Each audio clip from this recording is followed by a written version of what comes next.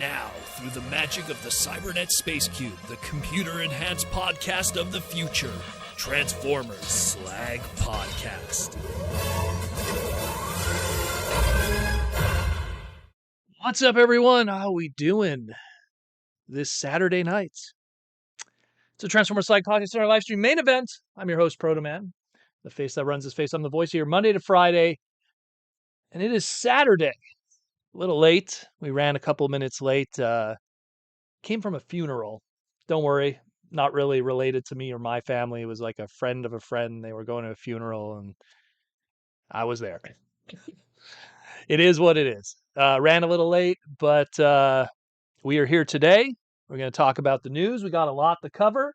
Got some cool stuff today, doing some shopping due to businesses going out of business. Talked a little bit about it last week. We'll cover it more here today. And yeah, just all the good stuff. So we got a lot to cover. We have a lot of news that we didn't cover earlier this week because we had like Monday to Friday was just stacked with stuff. You saw there was like 15-minute segments, 20-minute segments. You know, usually we try to keep it under 10 to keep it bite-sized, but sometimes we just have way too much. So let's get into first. Who do we got in the chat? We got Cringe McCringle. What's up, Cringe? He put up a brand new YouTube segment just recently. Go check him out too on his channel. Patrick Brown, how you doing? How you doing? I want to make sure I don't miss nobody. Got the two screens here running at all times to get everything going. We got Flatline Girl, one of my patrons. How you doing? James, how you doing, my man? Rudy Mack, I'll be seeing you in a couple weeks. Will Murphy, how you doing? Fawnhart, what's up? Nice to see you again, Fawnhart. Don't think you were here last week. Arms Maker DX, that's a new one. Haven't seen you, sir. Welcome. A lot of Patreon people popping in too. T-Formers 2002, what's up?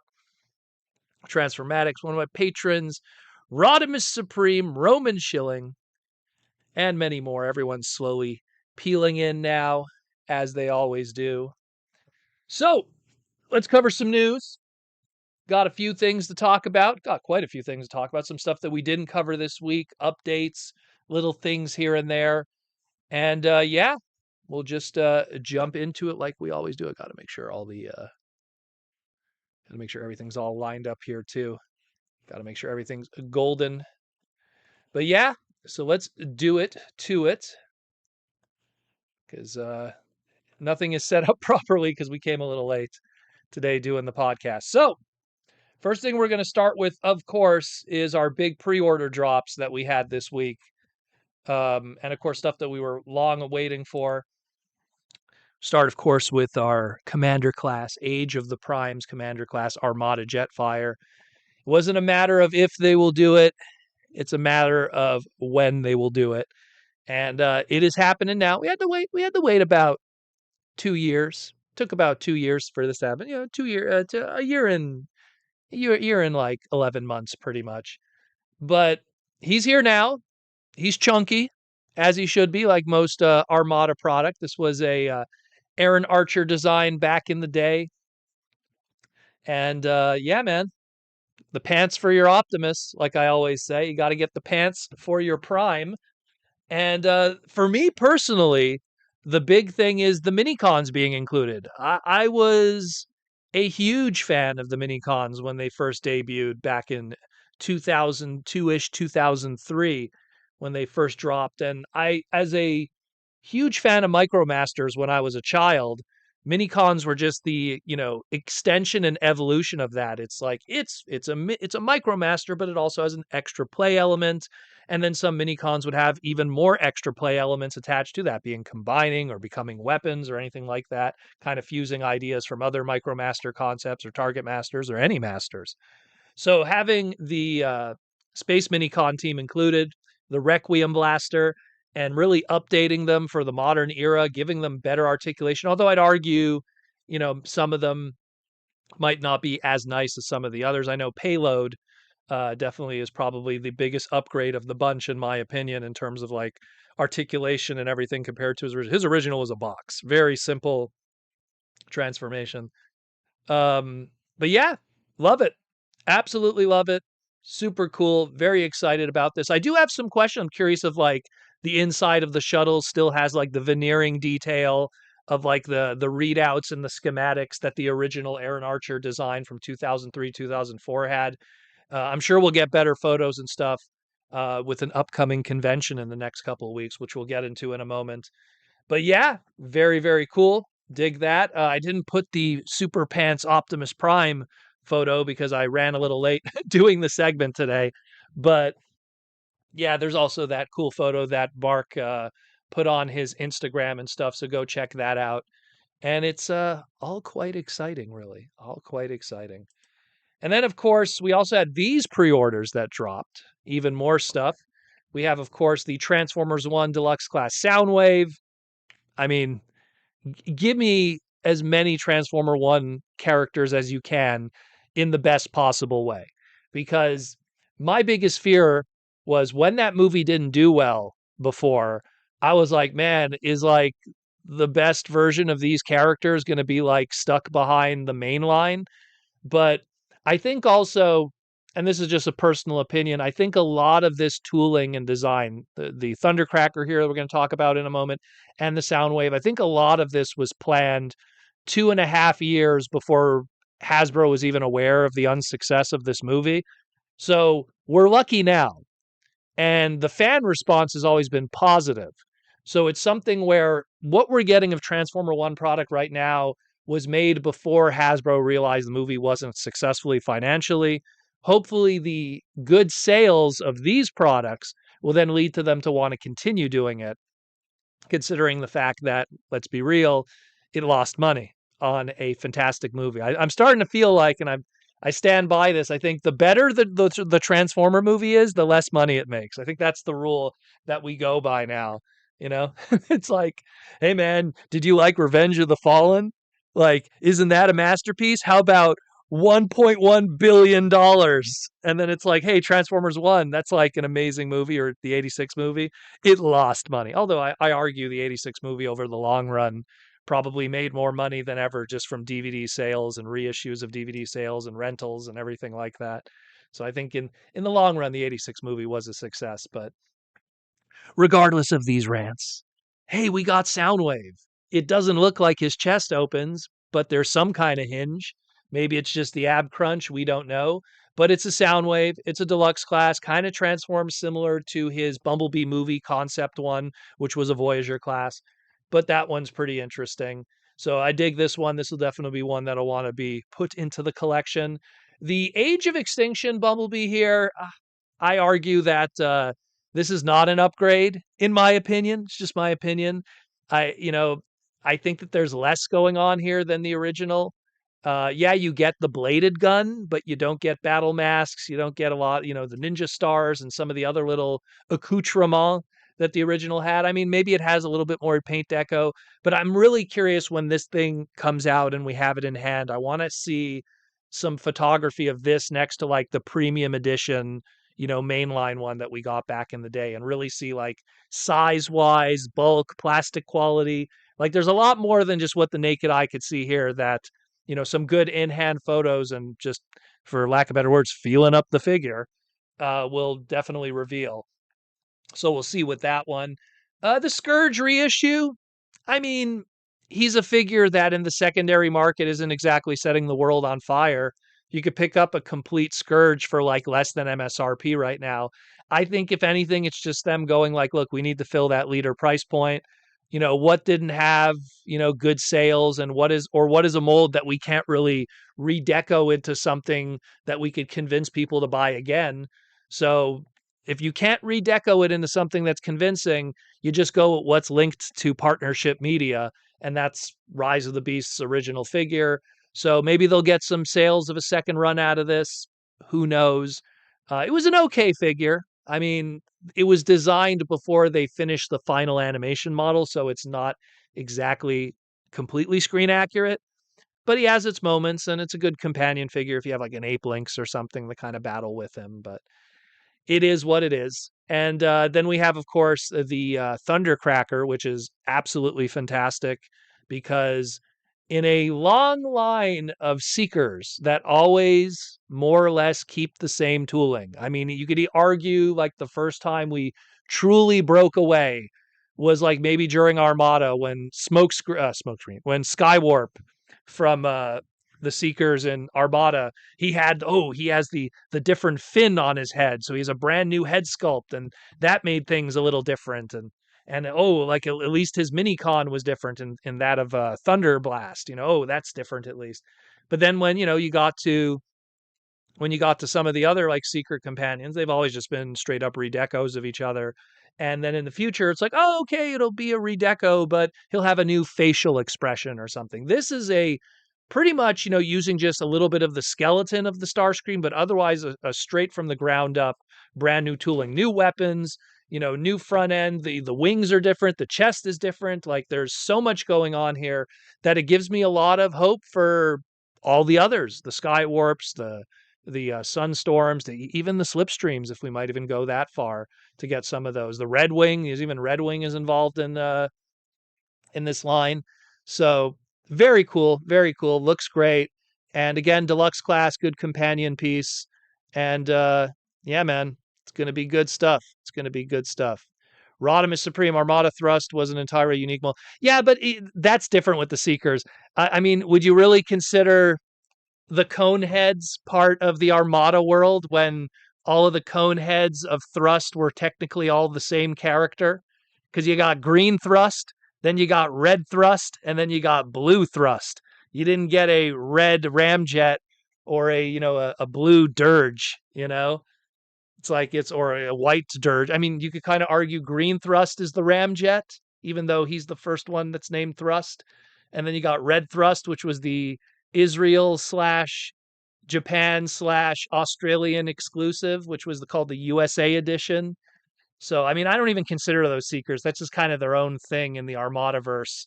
And then ultimately, in the end, Thrust wasn't even called Thrust in Micron Legend, and that's kind of the true versions of those characters is the Japanese version. So it is what it is. That's a little more of a technicality, if anything else, you know. And then when you look, even like here, Galactic Gamer, Cybertron, Thundercracker, and Starscream were different molds. Yes, they were. But then look at Skywarp to Thundercracker. Then they did a Sunstorm repaint from that Thundercracker. They all shared the same thing. This is the first time we're going to have completely unique from the ground up tooling across all our different Seekers. So that's some interesting stuff. And then, of course, yeah, you had the Universe Sunstorm, which was technically from a different continuity completely, just it shared the tooling. That's not even supposed to be an Armada character. According to the Transformer Collector Club, that was supposed to be like a Unicronian being going on in the universe world. I don't even know if that Sunstorm was from the Armadaverse. It definitely shared the tooling, but there's so many different kind of madness going on with that. It's absolutely nuts. But it's good to see it. It's good to see it. It's good stuff. So yeah, we'll see more of it. I believe all of these are shipping out in October, except the Thundercracker, I believe, is July. That's what I believe I remember. I think all of these are October 2026, including the Jetfire. But Thundercracker, I think, is July 2026. Correct me if I'm wrong in the chat. I just remember it was something like that. And I think that's why also the Thundercracker had a huge, extensive photo shoot. Like all the others had like barely a photo shoot, just a couple of poses, and that was it. And the Thundercracker had like 12 different photos because I think that's going to be used for retail in the very near future for the Walmarts, the Targets, and everything. And that's usually what control art is used for. It's used for also when they need to have, all kinds of craziness. But yeah, we will see. We will see. He's in July. Okay, so I was right. I just remember him. It was because there was I think there was a logical reason why it had so much photography. What's up, Star Warrior? I think that was the primary reason. Because usually it's like with Hasbro, they'll take like their photographers will take like 3 control art images, or we call them stock images. Sometimes I call them control art images, but they'll take like 3 alt mode, robot mode, and 1 different pose of a robot mode. and that's usually it. And then you'll have a variation of whatever's on the back of the box. But the Thundercracker, they took like 12 different photos, like every pose possible. So usually when you see that, it's like, oh, they're going to use that for flyers. They're going to use that for websites. They're going to use that for all kinds of stuff. So that means it's a new product that's going to be coming in the near future. So yeah, check it out, yo. You'll have that means you'll probably have it before TFCon Toronto. If anything, he'll be all over the place at TFCon Toronto. But I'm looking forward to all the others. Like, there's going to be a lot of great stuff. And I mean, we know that there's more coming from all the other stuff we're going to be talking about because we got a bunch of listings to cover. But we're going to cover the most important listings first because we have all these listings, easily over 50 items. But the most important listings, the ones that you guys care about the most, the ones that you will push your mother over to get towards, we're talking about football, guys. We're going to be talking about some football listings first. So, my San Francisco 49ers are finally getting their shot. So, wave 2 of the NFL X Transformers crossover football helmets has been leaked out. We got San Francisco 49ers Gold Rush. That's the name he's going to have. We got Buffalo Bills Bizherd. That's an interesting one. And then a play on a actual Transformer, but we got the Minnesota Vikings with Skull Grin instead of Skull Grin. So yeah, these are the 3 that are going to be happening next. Again, I feel that the pairings that they've been doing has not been so much about importance, but just a variety of colors. A lot of people were surprised why the 49ers were not included the first time around. I think it was just because the Redskins were there. That's a lot of like red and yellows, red and golds. You don't want to have the same kind of coloring all together. So same thing, like I believe, what was the other one that there was like a red and blue against the Buffalo Bills. You want to have a variety of colors and stuff. Like, I mean, you could have put the Jets in here, which are like green, and that would have been able to fit in. You got to mix it up a little bit. So that's what's going on here. So we got 3 more added to the mix. But who would you like to see next? Me personally, like I think from a importance of currentness and winning history of the NFL and the Super Bowl, I think the Patriots got to get it put in at some point. And then after that, I don't know, this personal experience. Like I was a 90s kid, so the Giants, the Broncos, they were popular in the 90s and stuff. So I could see them kind of also. You can't put the Giants now because the Buffalo Bills are here, and that's also, white, red, and blue. So like it's all about shelf appeal, not having the same colors over and over. So they're just going to have to mix it up like that.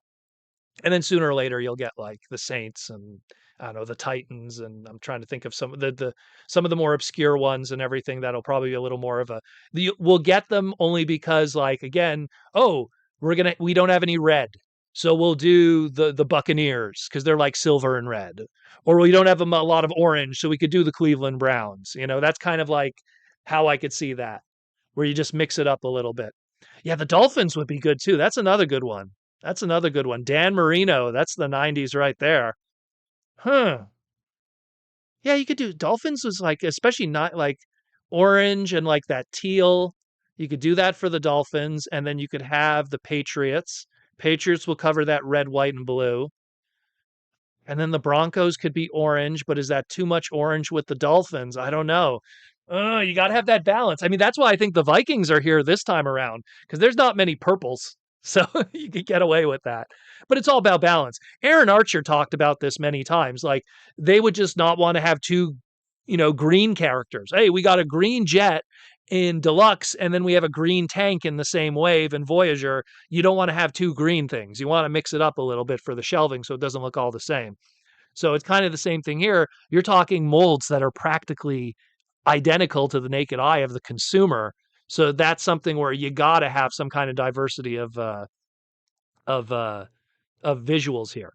But yeah, hey, it's awesome. This is awesome. Look, apparently they promised to do every single team, which if they pull that off, that's pretty cool.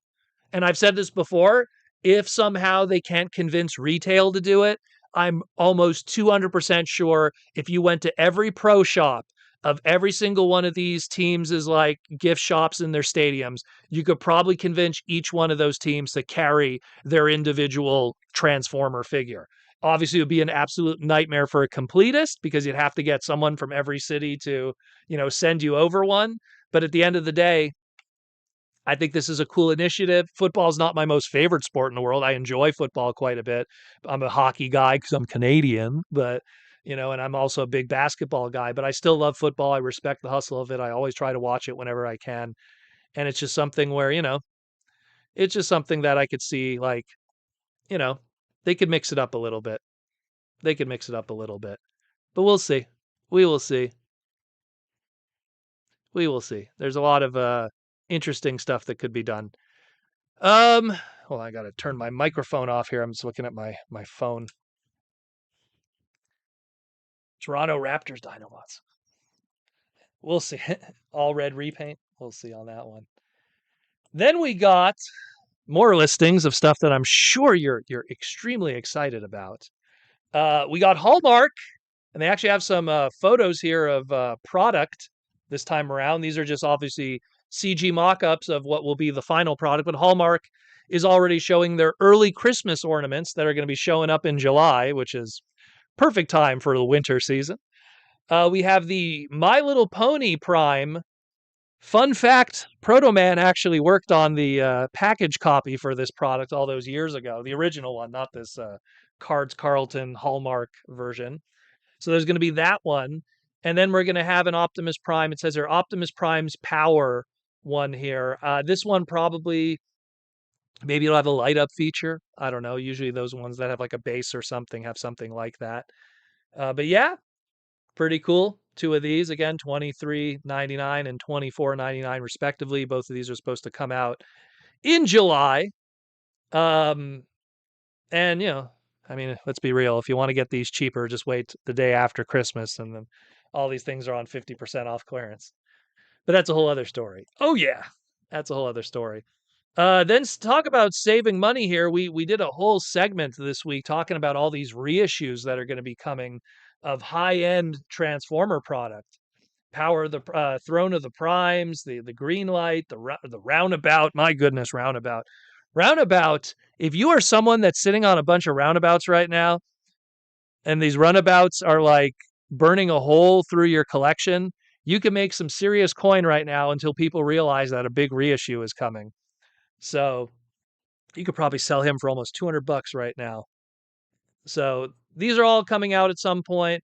We don't know if the Shattered Glass Starscream is also going to come with the comic, so that one has a little question marks next to it because I don't know what the story is with that one, or if it's going to have different, plastic completely so that he doesn't yellow. I mean, I'm looking at mine right now. It's starting to turn a little bit, but I mean, I've seen like people have shown me photos of theirs, and I'm like, what is going on? Like, do you guys like live in a tanning bed or something? Because there's some people that it looks like as if they swapped parts with Sunstorm or something. It's pretty crazy. But yeah, man, this is some good stuff. This is some good stuff. I love it. I love it a lot. Like, the fact that all of these and it's funny too, when I look at it now, I'm like, you got a 2018 product, a 2019 product, a 2020 product, a 2021 product, because in 2022 everything was fine. And then the Optimus, that's getting reissued primarily because of the Jetfire. That's something that Takara used to do all the time. It's like, oh hey, we're doing this new, masterpiece, Sunstreaker. Who's like a good companion piece with Sunstreaker? Oh, it's reissue, Sideswipe again. So it makes sense. But I love it. That's great. Especially like Greenlight and Runabout, man. Those are like figures that are like in that $200 range for deluxes, and that is ridiculous. That is ridiculous. No one should have to pay that. No one should have to pay almost 1,000% more MSRP for a product that barely came out 5 to 6 years ago. Like that's ridiculous. You should be paying $200 for like vintage, Beast Wars or Unicron trilogy stuff that came out 20 or 30 years ago, not for something that was produced in the masses. Yeah, it was a Target exclusive, but even hypothetically, let's say every target in just the United States got one case of the runabout, right? That means and they come in solid cases. So that would be a solid case of 8. So that means each target had 8 of them, and there's about, was it 2,500 targets? I mean, there's easily over 10K of these in the world that are probably still boxed and stuff. So don't pay $200. The population doesn't make sense for that. It really doesn't. You know. Olden Tolbert with the $2 super chat. It's his birthday today. He is 35. Happy birthday, my man. 35 years old. Slowly getting close to 40. Slowly getting close to 40. Happy birthday. All the best. Hope you're having a good time. Why are you spending it with this loser? Why are you spending it with me? Go enjoy it with the family. Have some cake. Open up some robots in the skies. That's the way to spend it. But if you want to spend it with me, it's your funeral. Lord knows I just came from one. But enjoy it, my friend. Enjoy it. Hope you got some good stuff, too. Hope you got some good stuff. I got some good stuff. We'll talk about it in a moment, but we got some good stuff. But yeah, great reissues. This is something that, like, and I kept saying this for many years. There's so much Transformer product out there right now, and so much of it, like, doesn't get to all the different retailers for whatever reason. Especially when you get to like Wave 4 stuff, Wave 3 stuff. Like a good example, look at the Earth Spark Soundwave, right? Like that's become like a $150 to $200 item right now because of bad distribution. I'm telling you guys, don't pay that. Don't pay that for the Soundwave. Hasbro recognizes this, and they know that they don't want to have to, like, they don't want to have to pay for new tooling every time. So if they could go into their library of archive of molds and put out something and make some money from it, look, you take Greenlight. Greenlight has not seen, no pun intended, the light of day in 7 years. So that's fantastic. That gives people an opportunity to pick up this mold. That's kind of like, it's crazy when you think about it, but that's like if like during Beast Wars, like during the height of Beast Wars, for whatever reason during Beast Wars, they're like, hey, we're going to dig up some Micromasters and just like put that out in like 1997. Like it's just that's how far away some of these products are, and if they could put them out there and give people opportunities to get them, I'm all for it, man. I'm all for it. And yeah, Earthspark Soundwave, guys, do not pay the crazy money for Earthspark Soundwave. Hasbro recognizes what's going on. They know the opportunities are there. And to them, and let's be real, from a corporate standpoint, which would they prefer? They sell one Soundwave for MSRP, what, $24.99 at the time for the Earthspark Deluxe, basic class. And then some guy on eBay makes 200 USD. No, they want that $200, but they rather get that $200 over a bunch of sales, primarily probably 8 of them if you count before, state taxes. But they rather make those 8 sales over $200. Like they rather make that money. So I'm pretty sure they're going to find an opportunity. It would not surprise me if a future filler wave of whatever, they throw that Soundwave in there. It would not surprise me. It's happened before in the past, and it'll happen again. So this here, and especially if you look, each one's from a specific year. This tells me that they're really paying attention to old product that could see a second life. Because look, yeah, Throne of the Primes is 9 years old, but it's still relevant in this modern era. It's still something you could put on the shelves and people will buy. It's not dated product from an engineering standpoint. If anything, people would love to own that thing. Actually, let me just turn around right now. Hold on a second. Ugh. Here he is. Great little figure. Comes with the scepter, the spark chamber. I love this thing. I have it on a throne right behind the Hot Rod over here, the Hot Rod plush from Symbiote Studios, because I love this thing. This thing is so cool. I got it from Mikey and Louie, when they did their San Diego adventures, so it's something that, to me, like, man, oh man, if people could get an opportunity to pick up that Throne of the Primes, you get that exclusive tooling, the 2 exclusive Prime Masters, the throne, the scepter. If you could get that all at the MSRP, I think that was $69.99 back then. Like, hook it up, yo. Hook up people. And people would love that stuff. People would love that stuff. And again, it works out for Hasbro. They don't have to tool anything. Hell, we'll forgive you. You could be lazy, do the same packaging. Put the same packaging out. Yeah, you have to change the UPC code. That's probably the only thing that has to be changed. But, put out the same product, throw it on the shelves. You didn't have to put any tooling into it. You didn't have to put any engineering into it. The molds are already out there. Yeah, you might have to retrain the factory workers. That's about it. But at the end of the day, you're putting out product that people would have purchased because we have such a huge rollover of fans in this world that maybe there wasn't those same Transformer fans in 2018, especially at San Diego as an exclusive. Look, we have here San Diego Comic-Con exclusive, Amazon exclusive, Target exclusive, Pulse exclusive. And then we have a Commander class that, let's be real, depending on where you live, probably doesn't show up in retail at all. So all of these are fantastic opportunities. All of them. Happy for it. I'm happy for people. Look, do I have all this stuff? Yeah, I have all this stuff already. But it makes me happy when other people are able to get it. Because what I hate is when I see fans overpaying for new product. You buy a vintage G1 100% complete, like minty G1 swoop, and you tell me you paid $200, I won't be mad at that. That's a 40-plus-year-old vintage Japanese G1 product. You know what I mean? Like its history goes so far back that it's like I can't get mad at that, you know? But when you're talking stuff that came out in the past like 10 years that was made in the thousands, if not the tens of thousands, if not the 20 of thousands, if not the 30 of thousands, and you're paying like 500x, come on, man. You could do better than that. And Hasbro will make sure of that. That's for sure.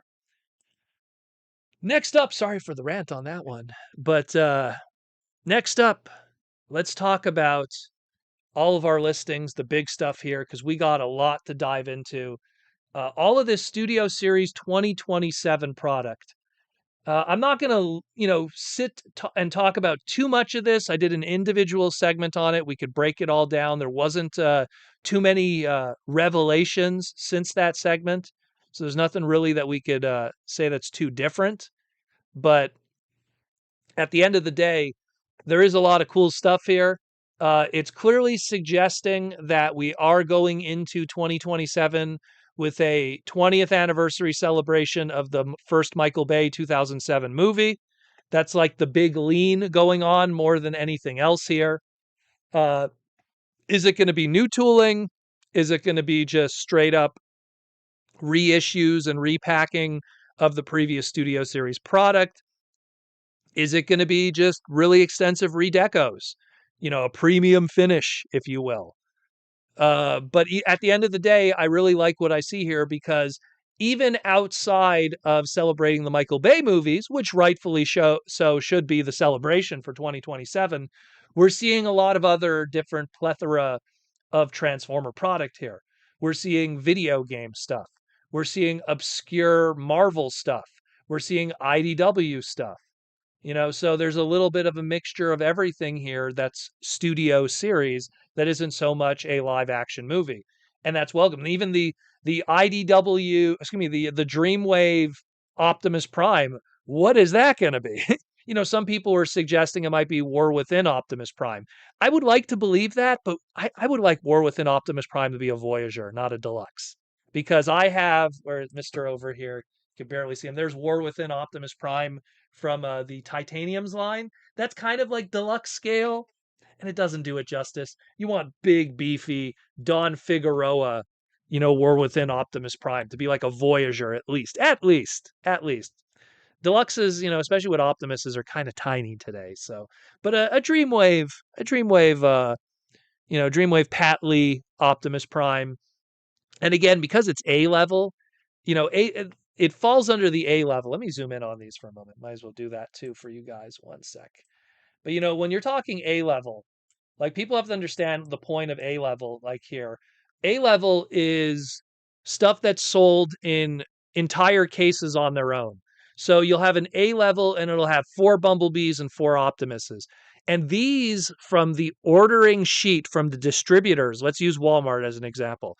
So when the toy manager of a Walmart goes to his order distribution sheet for Hasbro, the A level stuff is always available all year round because those are, for lack of better words, A level characters that always sell well all year round. So they always want to have, yeah, if we get like, let's say like wave 4 of deluxes is like, I don't know, like Scamper, and I'm just turning my head here to Scamper and Skull Cruncher and Crossblades, and people can be like, well, I want a Crossblades, and double header, you know, like if they have like a whole bunch of weird stuff, they could always know that they could order an A level case, and then you'll get 4 Bumblebees and 4 Optimuses on the shelf.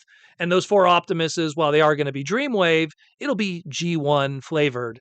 And the Bumblebee, yeah, it's going to be TF5, it's going to be the last night, but it's a movie Bumblebee.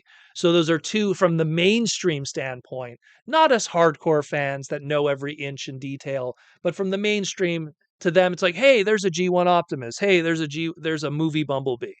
So something that's always available on the shelf of key characters that even when you're deep into a wave 2 and 3 and 4 and 5 that might not have the Optimuses or the Bumblebees on those waves, which they shouldn't, in my opinion. We should always have variety as the waves move forward. Those are cool.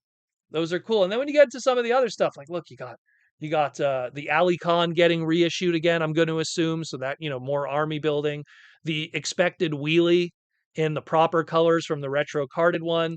We got the Battle Across Time, Kingdom Red Alert finally getting, outside of being a Walgreens exclusive, and now it's going to be a mainline product, probably painted better too, because it'll be Studio Series 86. We got a TF1 Shockwave. Damn right. TF1 Shockwave. Just don't hit him in his eye and everything will be all right. That's a great one. Again, I imagine Fall of Cybertron Shockwave kind of similar tooling. Both of those were deluxes. They both kind of transform similar. Just it probably won't have the big wings on the back like the deluxe did in robot mode. But still, I like it a lot. The Jazz, probably again, maybe just a repack. I don't see, I can't imagine them doing too much of new tooling across like the Jazz and the others that we're going to talk about. It's just so much easier for them to just repack the product, maybe use a little bit of different decos. Especially a lot of these are very early Studio Series items. So if you could get more mileage out of something that you did, dare I say, like 5 years ago, I mean, why not? It's good for business, and no one's complaining about those molds. No one's like, oh, that Jazz could have been better. No, it is what it could be for a deluxe price point. So it works. Video game stuff, Devastation, Crossfire, Goldfire, Devastation, Goldfire, Bumblebee, Goldbug. That's no surprise on that one. If you played the Devastation game and you bought the DLC packs, the skin packs, you got the Goldfire, you got the Nemesis, which is the other one here too. So that doesn't surprise me. I mean, I wonder, are they going to, we just talked about Runabout. Are they going to take like Runabout and Runamuck and do like the Decepticon goons in like the blues and the what was the other color? There was like a blue one, there was like a yellow one. I think there was a white one, you know? Like do them in those wacky color schemes, the troopers, if you will. When we go into Voyagers, same thing. We got a Quintesson Judge before. Is this going to be just new deco on that same old tooling? If you didn't get it during Earthrise, you get your opportunity now. Again, reminder, guys, like that Quintesson, that was 6 years ago. Like to us, it might feel like it was yesterday, but that Quintesson mold came out 6 years ago. So there's someone who's collecting now that maybe during the big V and during 2020 didn't pick up this stuff, wasn't a Transformer fan. Maybe they became a Transformer fan the year afterwards when they were stuck inside all the time. So this is again, it gives people an opportunity to pick up some of the tooling. Sure, it'll probably be maybe a little different in terms of deco hits, but in terms of investment for Hasbro, not going to be that much. New packaging, call up Marcelo, make up a new Quintesson Judge box art. That's about it, really. And then Mario or whoever who's doing package design this, right now. And then the Ironhide and the Ratchet. The Ironhide's pretty cut and dry. Going back to what I was saying before, the Ratchet one confuses me. Some people are saying it's going to be a brand new tooling from the ground up. I guess. I mean, but then why would they do that when they spent all that time on that deluxe class Ratchet? You know, they might as like instead just put in that same deluxe Ratchet, include a bunch of extras. You know, according to the pheromones, maybe he wants to mate with the female. So include Ratchet with Sam and Michaela, and then he could confirm that theory on top of Bumblebee's hood. Maybe he comes with a Allspark cube. Maybe he comes with his blaster that comes with the Dark of the Moon version. Maybe he comes with the wrist blasters. Yeah, and this guy like Ratchet was a super early uh, studio series item. Like I think he was like number 4 if I remember correctly. Like he was like one of the first. I remember. Cringery Kringle says the deluxe sucks. Well, I mean that's what they rolled with. So if you feel it could be better outside of obviously the masterpiece, I think the masterpiece one is fantastic, the MPM. But I'm more of a masterpiece collector myself when it comes to a lot of these. But yeah, we'll see what they do. Again, Voyager, maybe it is a new tooling from the ground up, but we'll see what they do. IDW Drift, this one, I don't know, this one makes me a little worried. Primarily because that original drift toy is so much of like pushing the value of the deluxe price point. That original drift that we got back in the day from Generations, my goodness, that is a beefy, heavy deluxe figure with a lot of budget, like one giant sword, 2 small swords. Should I go let me go get the original right now. One moment, kids. One moment. Let's go grab them. Pull them off the shelves. The old Alex Milne, Shane McCarthy drift back in the day. Clickety click. I mean, this guy, like with the translucent plastics, all well done. He has the one sword, like he has the one big sword. Let me just show everything here. And it's like you have the one big sword, which is like already that's like past the budget of our modern deluxes today. And then he had stored these like little small swords too. And look at these with they had paint deco on it and everything. Come on. Like they would never be able to pull this off today as a deluxe. But back then, it was Tuesday, you know? And to just make that really good looking thing. So I'm imagining, hate to say it, but we're seeing a hot rod situation where it's going to be like, hey, we can't do this as a deluxe, but we could do it as a Voyager and give you the same product. And that's kind of what Hot Rod was, where it's like, hey, we can't do Hot Rod as a deluxe, but we could make him as a Voyager and include a bunch of accessories. And in this case, this is the accessories, you know. But I just hope that it's good because Drift's a cool character, and the original figure is fantastic. So if they could channel even a little bit of that original figure, um, it'll be pretty awesome. It'll be pretty awesome. And speaking of awesome comic book stuff, we get into the leader class and we got Studio Series leader class Marvel. I'm assuming this is Marvel. MVL. What else could it be? You know? Movie leader? Movie legends? But it's probably Marvel. Purple Soundwave with a mouth. Include some other cassettes. And you're good to go. And then let's talk about a trademark saver here. Hey, we're not doing a Fort Max Titan, but we'll give you a Fort Max Leader Warden Fort Max. That's no surprise. I had a feeling sooner or later, because like Hasbro's lucky in the sense that with Metroplex, you have different iterations of Metroplex that you could kind of lean on that you could do. And then Scorponok are like, you got Beast Wars Scorponok, you could do deluxes of that, and you could do the movie Scorponok. So like you could get away with Scorponok as a trademark that you could get away with.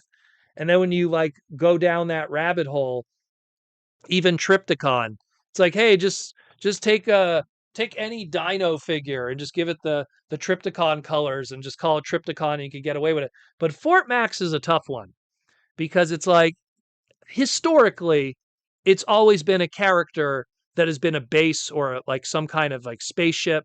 And it's just something where it's like, yeah, but then you get this IDW one. It turns into some kind of tankish all-terrain vehicle.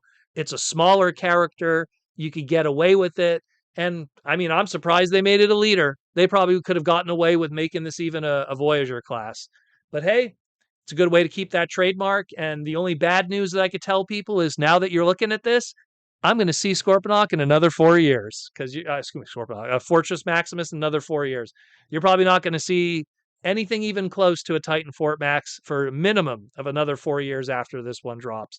But that's kind of the name of the game, and that's why you guys listen to the podcast because that's something we've educated you guys on for years and years now. So it is what it is. 86 swoop. I've said this before. Those Dinobots print money. Go to any individual Dinobot leader 86. Go on eBay right now. They're all selling above MSRP. Even Swoop that you're looking at right now. These guys always print money. Hasbro recognizes that and will always keep them in circulation as long as possible until they finally taper off and people stop caring, you know? But yep. And then Sleep Mode Optimus, you got to give a dead Optimus. This is probably going to be celebrating again the tail end of celebrating 2026 for the 40th of the 86 movie. So you got to give a dead Optimus figure. Sleep Mode, as Takara called it back in the day, because I guess you can't put dead Optimus. Then you got the Last Night Megatron, an example of, hey, Studio Series is a thing, but we just came out of, the Last Night movie and going into the Bumblebee movie, and it was like it was too new. It was too new the Last Night, so they didn't want to do Last Night product when Studio Series was first invented. Now they're finally coming around to it because it's been like 5 years now. So we're finally getting a Last Night Megatron. You know what? I'll be honest. That original leader class Last Night Megatron is an amazing figure. So I'm very curious to see what they'll do all these years later with that product. TF1 Optimus. Hey, it's a TF1 Optimus celebrating the 20th. We'll see what they do there. And a cassette multi-pack, Autobot cassette multi-pack. Take all those guys, give them better decos, especially like you look Eject. He's only done in clear. And all the others, like they're all kind of tied to stuff. Like, oh, you want Ramhorn? You got to get Perceptor. Oh, hey, like, yeah, Steel Jaw's great, but you got to pay that core class for a giant, speaker set.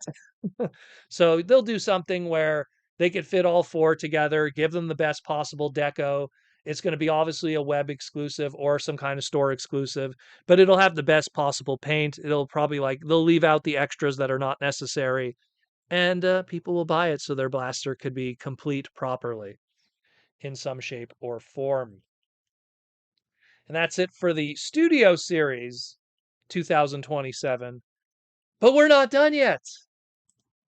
Age of Evolution, the 2027 Generations flavored line. Age of Evolution.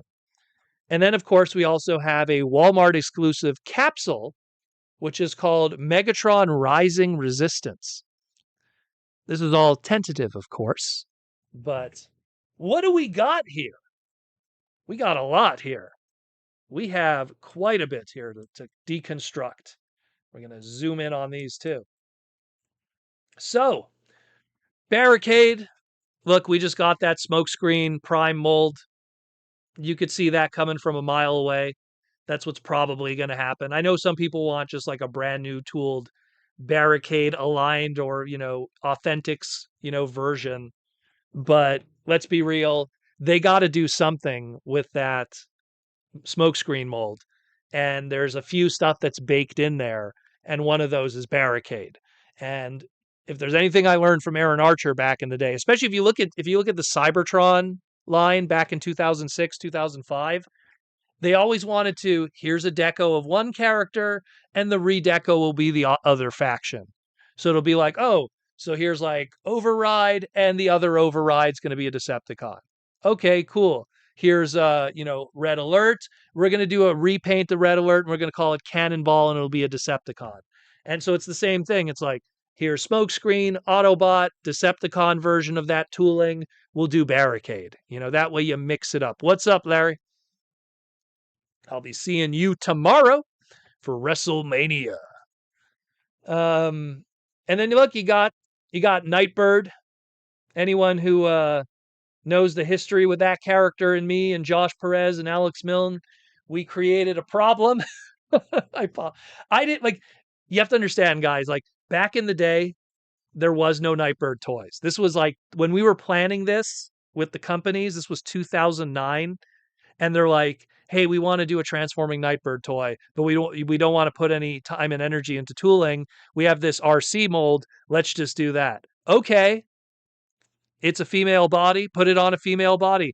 If you look at how Fleur Deary drew Nightbird in Enter Nightbird, her body's kind of similar to RC because that's how Fleur Deary drew female characters. So you could get away with it. And then Sakamoto saw what we did and went, hey, that's a pretty good idea. And then it became in Transformers Legends. And then probably Shogo Hisui on the Masterpiece team in Japan went, hey, that's a really good idea. And then that's what happened in Masterpiece. And then the people on the Earth Wars video game were like, well, we're just going to use that for the Earth Wars video game. And then we ended up with like 5 different Nightbirds that were all based off an RC mold from a silly comic book. Do I have a copy of it nearby? Do I have a copy of the book nearby? No, I don't. I have to go dig for it. I'm not going to do that now, but it was an old book that we drew, and then they did a toy, and that was that. So hopefully it's something from the ground up, brand new. Hopefully it's something brand new, something that's a new alt mode. I would like something where the robot mode is picture accurate to the animation. Give me that. And then figure out a alt mode from there. That is credible, but that doesn't hurt the sleekness of a ninja of that mode. Give her some nunchucks, give her lightsaber sword, give her size, give her a whole bunch of weapons, and make her the best possible Nightbird figure we could get, and she'll be fantastic. I will love it. I will love it. Then we got Collapse. I don't know. Closest thing to Collapse in Transformers was an episode of a dub cartoon, which featured, who was in that episode? I think Crumple Zone was in it. I think so. But that's again English. That's a stretch. So we'll see what that is. Maybe a new character. Voyager class G2 Megatron. Yeah, man. We gonna have Reverse Convoy? Are we gonna have, Bludgeon? Are we gonna have Megastorm?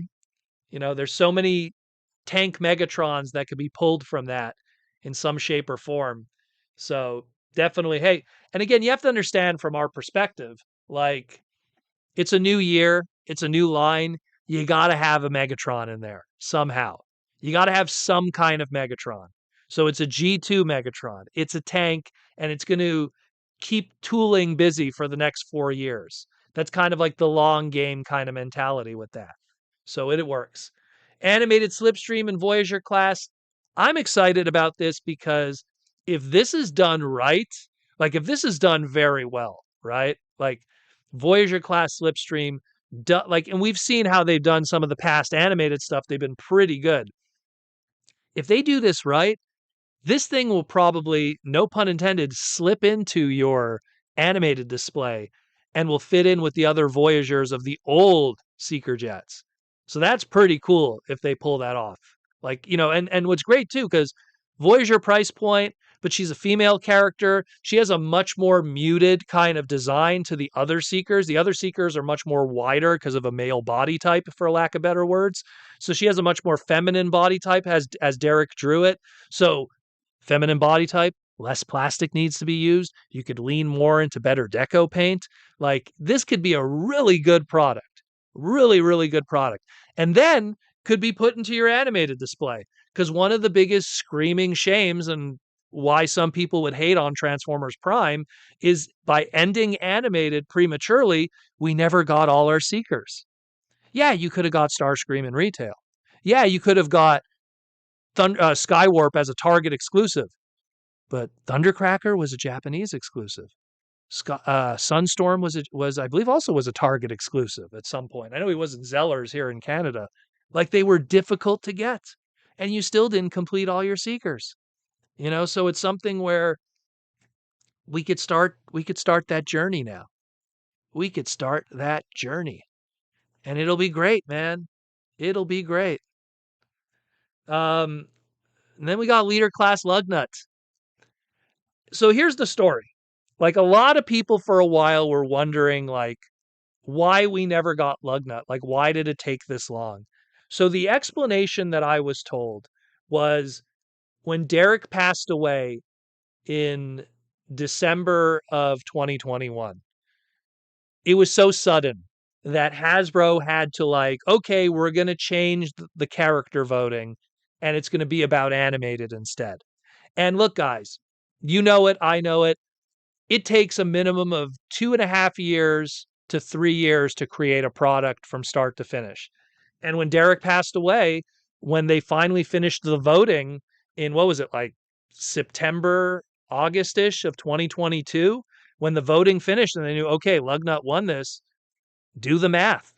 It took time to put this guy together because the whole concept of doing animated was not on the plate.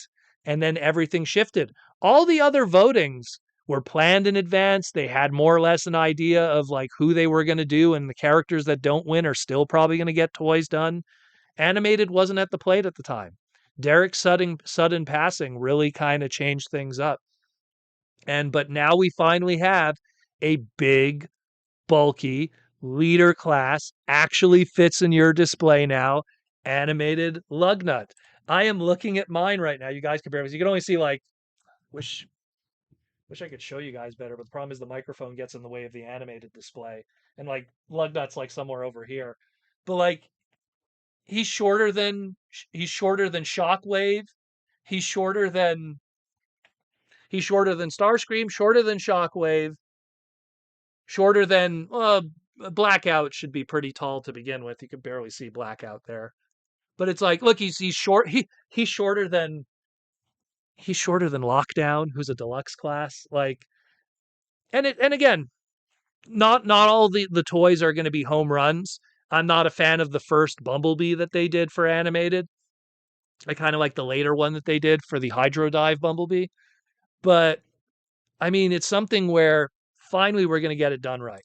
You know, finally it's going to be done right. It's going to be big. It's going to be bulky. Uh, my only concern is what are they going to like? There's a term called pre-tooling, which is like sometimes you tool into a character plans for another character afterwards. We saw that, of course, the best example and what we're going to talk about, what we talked about last week with the Machine Wars Starscream from the Dreadwing and the Skyquake from Transformers Prime. Two vastly different characters in terms of design, but a pre-tooling that's put in there to kind of compensate for both by being leader classes. So animated Lugnut, my only concern is he going to be 100% Lugnut, or is he going to be like 80% Lugnut and there's going to be tooling in there that could then, if you need to make him animated Blackout, if you need to make him something that we're not thinking about, I don't know, Stratosphere, like it's something where I hope that's not the case. I hope this could be 100% Lugnut. And okay, you need to get some more money out of the tooling. Do your atomic Lugnut. It won't make money. I hate to say it, but it's something where that's my only concern, because the business side of me is like, yeah, you have to do the pre-tooling because you have to plan for the future. But then the other side of it is like, but then you kind of sacrifice it being the best figure that it could be. Dark B, that's a good one. Yeah, Cybertron, Jetfire. Like there's a few. But then again, that sacrifices, because what happens is so let's say for Cybertron Jetfire, let's play devil's advocate. That means that brand new head sculpt for Cybertron Jetfire has to be on the sprue there. Has to be on the sprue for the product. What if there's not enough space for that, for the plastic injection molding? Because that means every time a lug nut is injection molded, that sprue of head sculpt that would be the Jetfire has to go in the trash. That's a waste of plastic. You know, it gets into the inside baseball of toy design, but that's why I have those concerns. You know, it really is interesting. Really, really is interesting. But we'll see. We will see. We will see what they decide to do. I'm just happy that it's happening, and it could clobber. Yeah, if it's clobber, then would you change anything? I mean, clobber has maybe a slightly different, more green instead of the teal. I guess. I guess. I guess. But clobber's really just lug nut. And then of course, going from Derek Wyatt to Aaron Archer, leader class Energon Scorponok. Yeah, yeah. That one is, that has to be a leader, because for it to be a Voyager, we can't pull that off anymore. Like the original Scorponok was like the Ultra class, which was kind of like the in between of Voyager. I have both. There's the Japanese one and the American one. I have them next to each other, the gold plastic to the orange plastic. And I mean, those guys, like, talk about big, bulky designed figures, like they're really cool. But what's great about them is there's so much redeco potential there, because then you get the Dark Scorponok, which is the Black Zarek.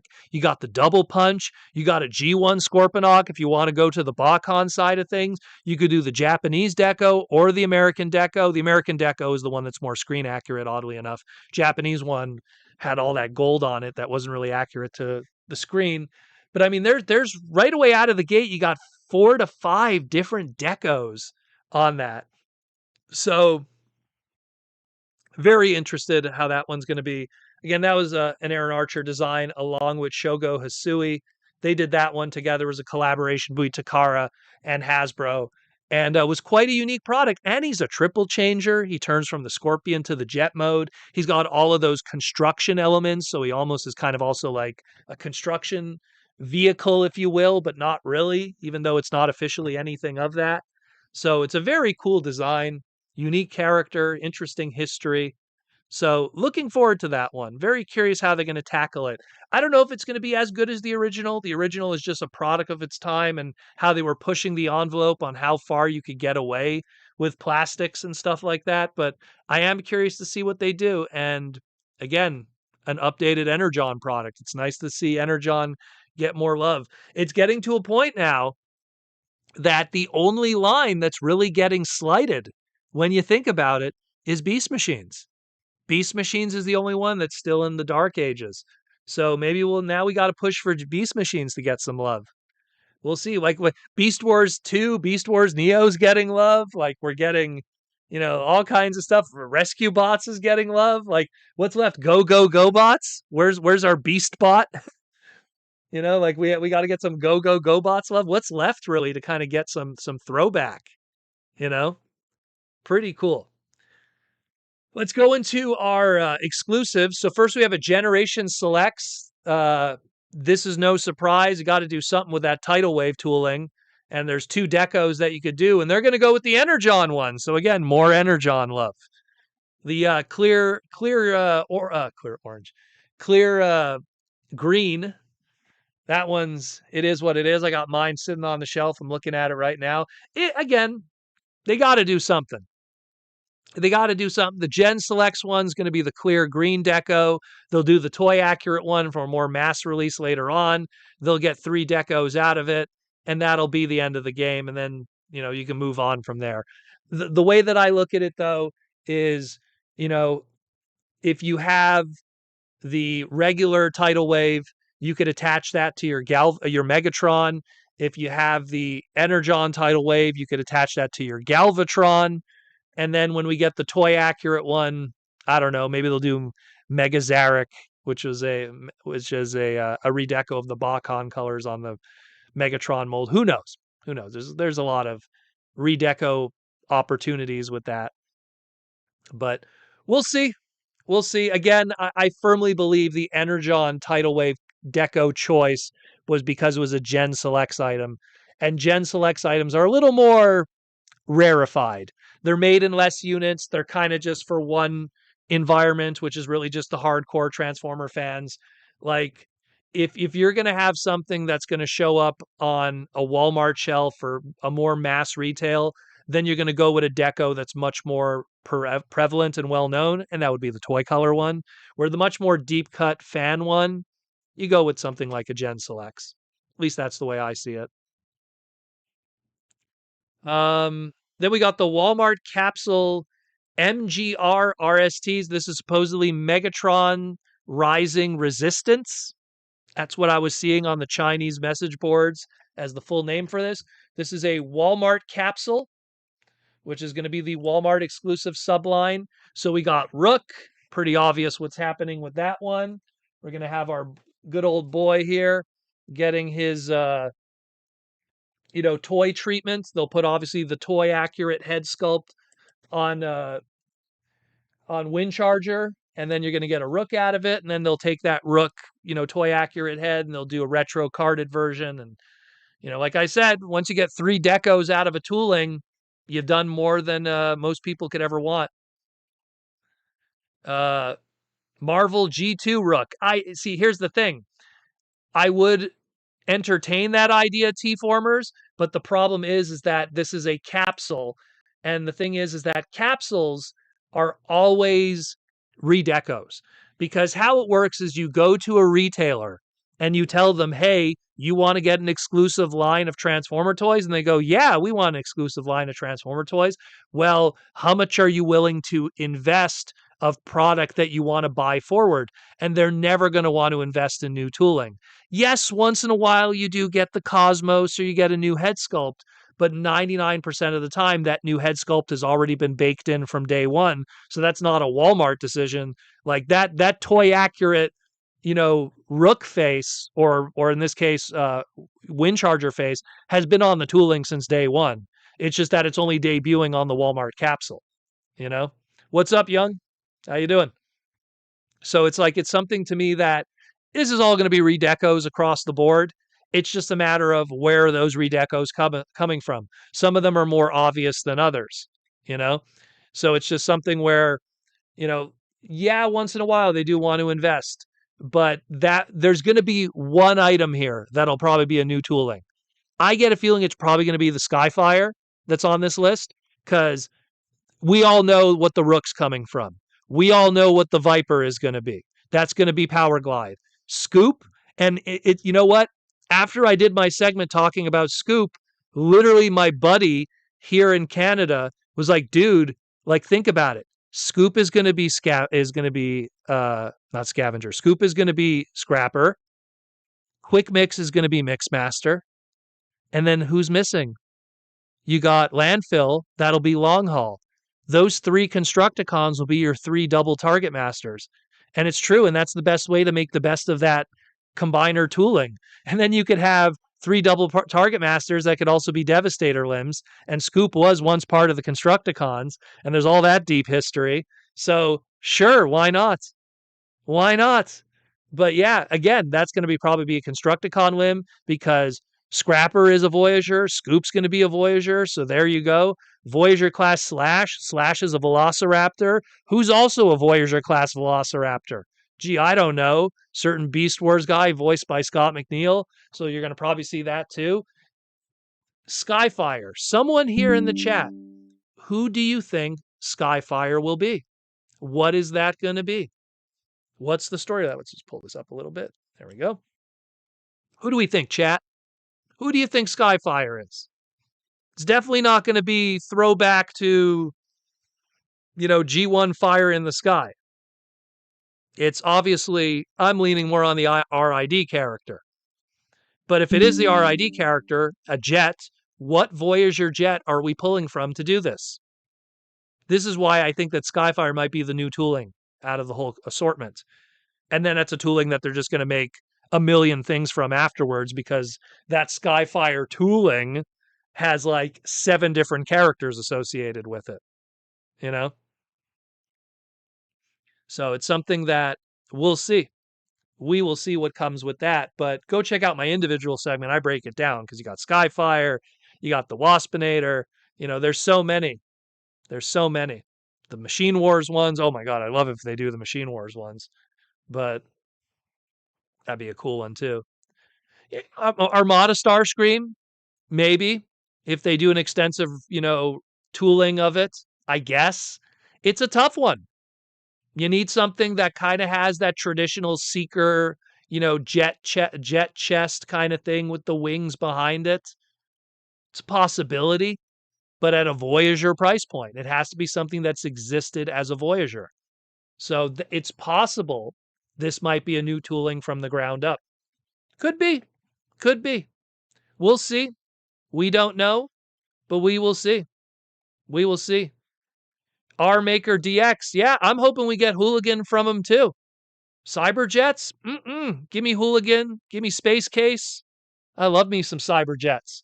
I was buying Beast Wars toys from Zellers while looking at carded Cyberjets. That's how long those guys lingered on the shelves. Cyberjets and laser cycles. My goodness, they were like I was buying 1996 Beast Wars product, and that stuff was still on the shelves.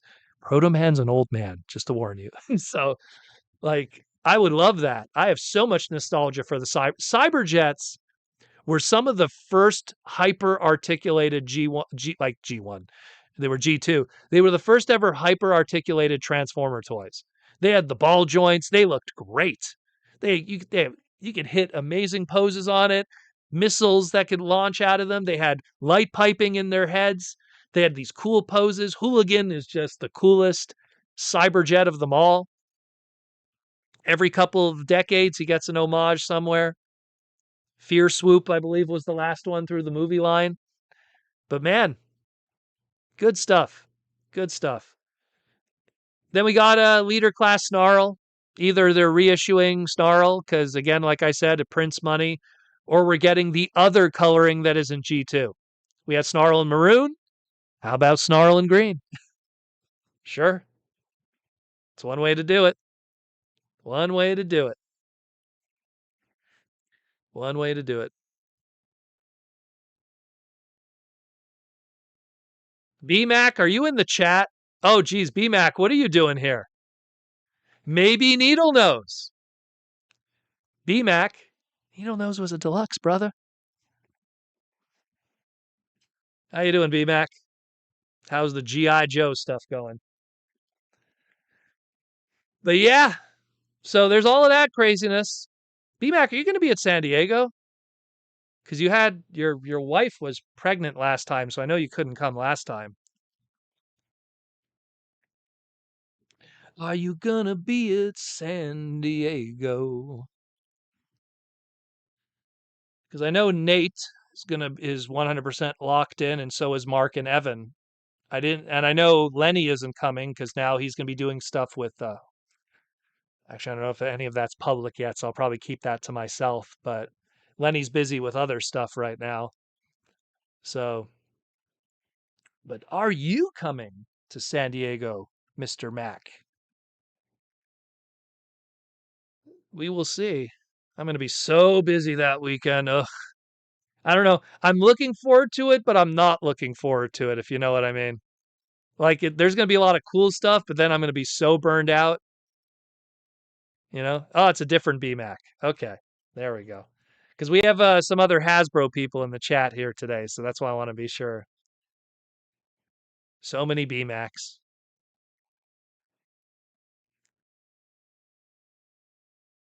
Oh, Lenny announced something? I don't see. I don't know what's public, guys. I don't know what's public, so I always have to be careful with that. What did Lenny say? Because I don't want to speak out of term. That's why. Lenny is a super talented dude, so it's a shame that he's not going to be with the Joe crew. But yeah, man.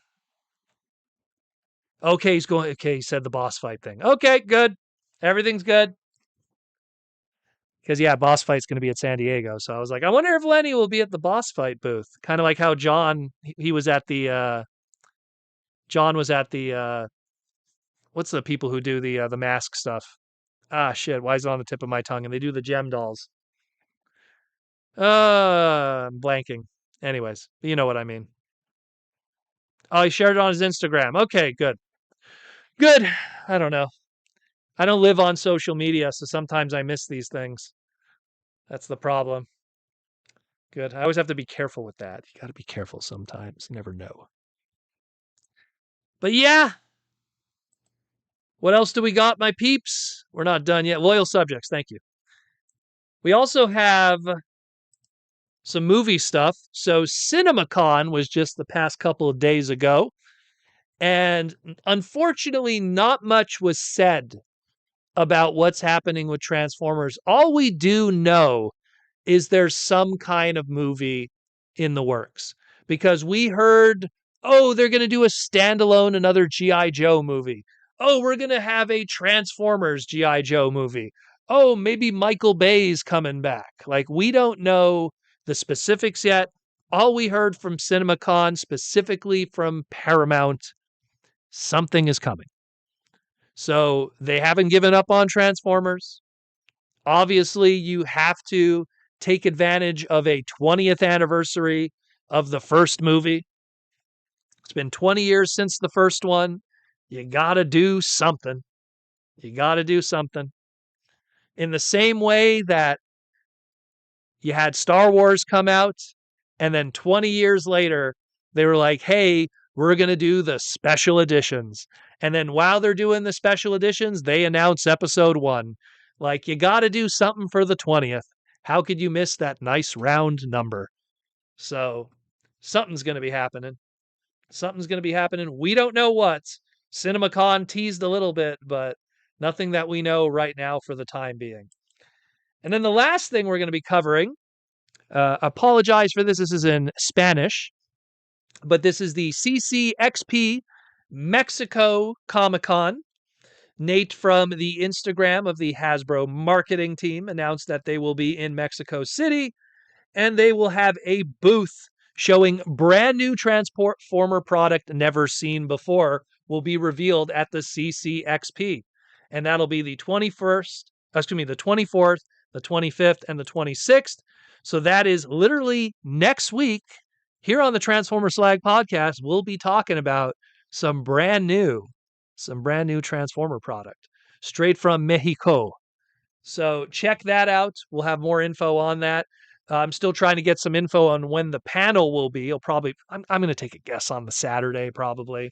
So we'll have they'll have the Saturday panel and then we'll have the update and the news for everything here on the Transformer Slag podcast on tonight's Saturday night live stream. So I'll have a Saturday night live stream next week and cover all of that.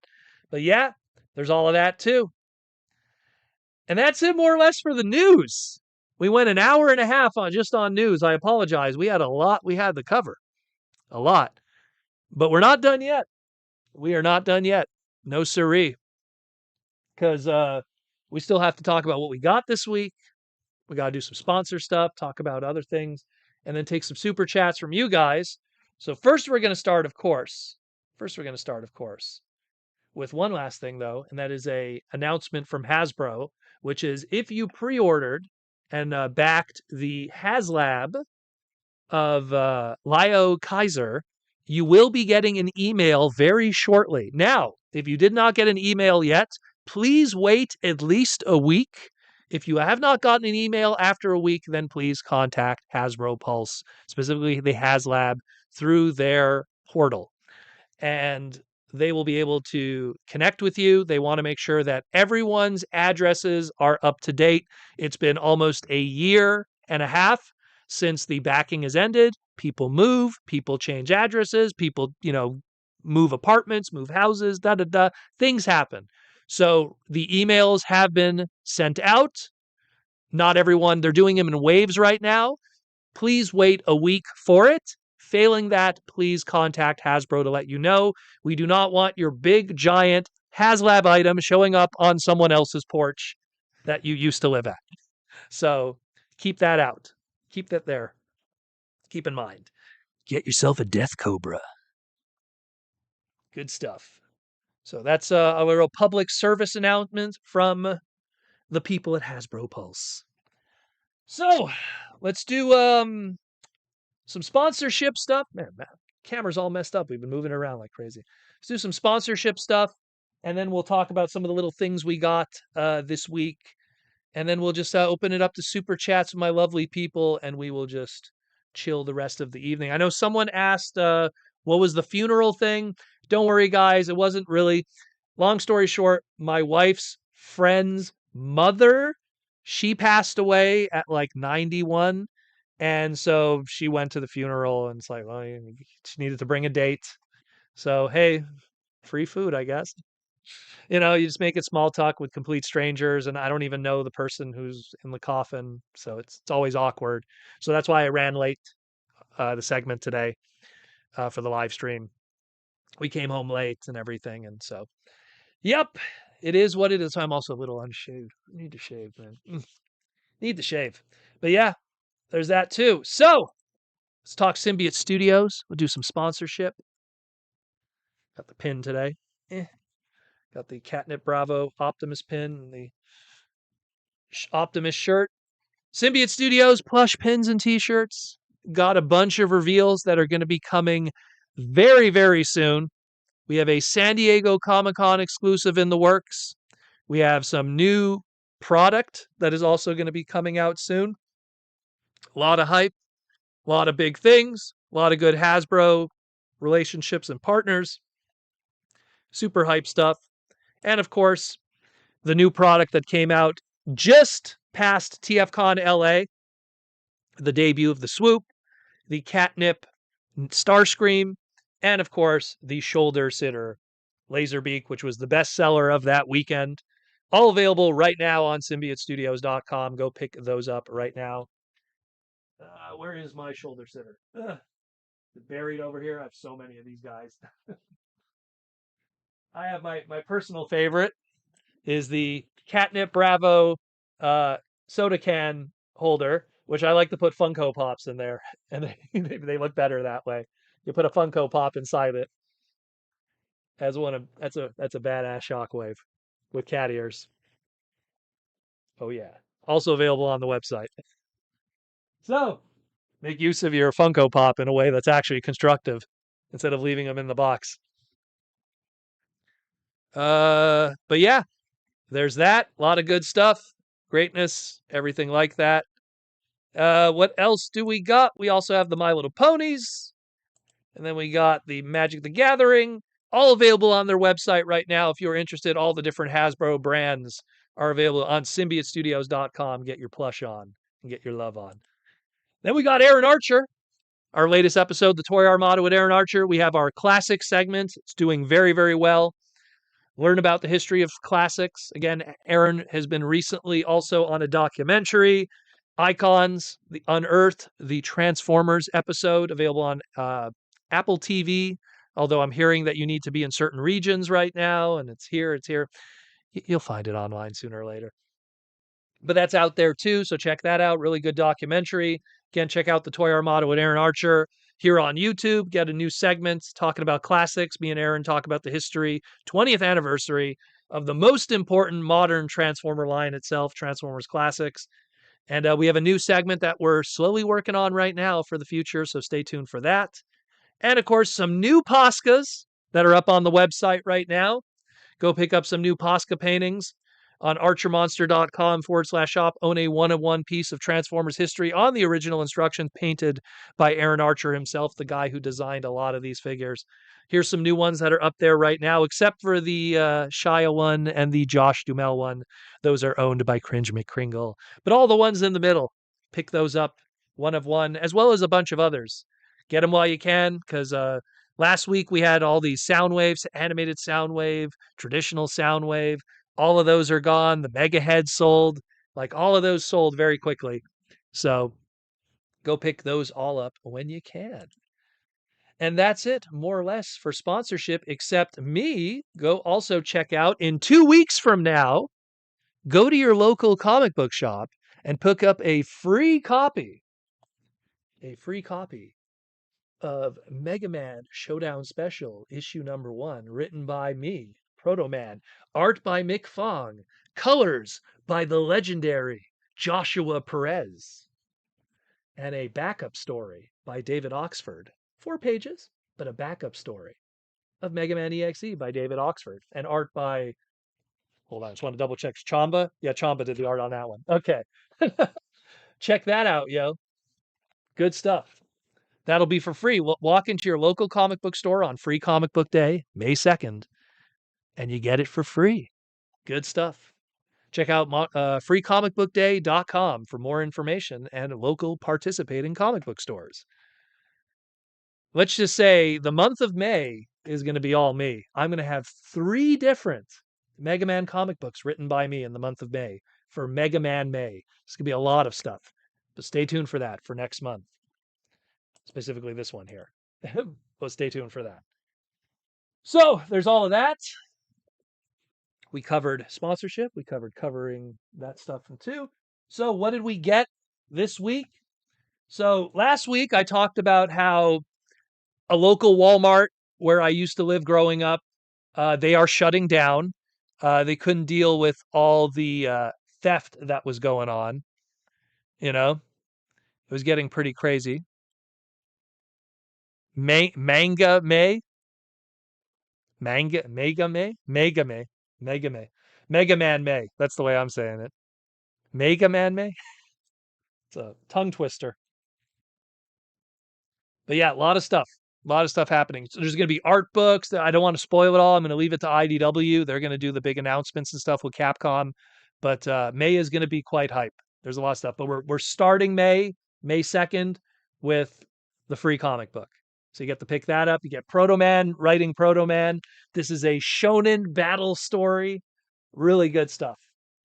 Check that one out. So last week, went to Walmart. It's shutting down. The one near my parents' where I grew up. They can't deal with all the theft anymore. It's a rough area I grew up in. So they've been liquidating all their inventory. And every week they've been liquidating a little more. It's like, okay, all of the toys, they're going to be like 30 to 50% off. All of this. So last time I was there, the video games weren't on sale. This time they were. So first up, I picked up for my friend Pulse Dragon. Pulse Dragon, you've probably seen him with me sometimes at TFCon. He'll be chilling at me at my booth and everything. I picked him up this Nintendo Switch Kirby holder. He loves Kirby, so got him that one there. This was 22 Canadian, which came to like 15 USD. This stuff is like $40. These stupid things. So that was a steal. That was like almost 50% off that one. These were 30% off. So now I finally got Super Mario RPG, even though I played the original a million times, but I want to own the remake because I love that game. And Pokemon Arceus, sealed, 30% off, came to about $50 Canadian. So with exchange, about 35, 37-ish USD for brand new Switch games of AAA Nintendo titles. Yay. These were the last of them too, because there was like people obviously bought a bunch of them. And so I was lucky. But the happy score was last time I was there was no Transformer product outside of like scant Swapticons. And then they had a whole bunch of Q for whatever reason. Q isn't selling very well, apparently. I went back this time, and I guess like I don't know, maybe they found more inventory in the back. And who was sitting in the Lego section all alone? Venom. 30% off. I'll pay that. So now I've officially completed my deluxe Insecticons in the modern era. So that's great. Got that one. That's my Transformer purchase. So now I have all my deluxe Insecticons together. So that's really cool. I'm going to do a nice photo shoot probably on Instagram, somewhere over here. Instagram. So check that out. And that's it. We got a few other things. You know, I like to buy frames from Walmart. I think Walmart has some of the cheapest, but like the best quality frames. If you like framing stuff, always go to Walmart. They always seem to have like really good quality ones in their I think it's called Homestead or Home something. Like it's their brand, their brand. Uh, so they always have really good frames for like signatures, art and stuff. So like my Shockwave, I wish I could show you guys. It's on the wall, you know. I got a few frames because they were on sale. I picked up batteries. Hey, if everything's going to be like 30 to 50% off, now it's start getting stuff for the house, batteries, razors. Lord knows I need it, you know. So there's all of that. But yeah, that's it more or less what I got. Nothing else really outside of that. I got food because they again the food is being liquidated and everything. So oh yeah. Oh yeah, my I already have my Aaron art framed. Here, I'll show you. I'll show you like one of the frames I got from. Hold on. One sec. Ugh. And they're really nice. Like this one. And granted, they use plexi, they don't use glass, which is actually good if in case the painting falls, but this is one of their clear ones which you could get from both sides. I think this was like now granted, I think the full price for these I think are I think this one is $20, but then when it was on sale, obviously it's way cheaper. But yeah, these are gorgeous frames, and I like them because they have like the clear in the back, so it looks nice. So this is my Energon one that Aaron made me. I like that. But they have a bunch of them. They have ones with black borders, and they have ones that like they have the white back if you want that. I always say like autographs, posters, they always have that extra pop if you put a frame on them, and it protects it. You don't have to like put tape and put it on the wall, and it damages the product. You know. TFCon twins, that was a huge highlight for our Chicago experience. Aaron was so talented, and it's such a gold mine to keep him. Keep it up, Aaron. Aaron's a great dude, my man.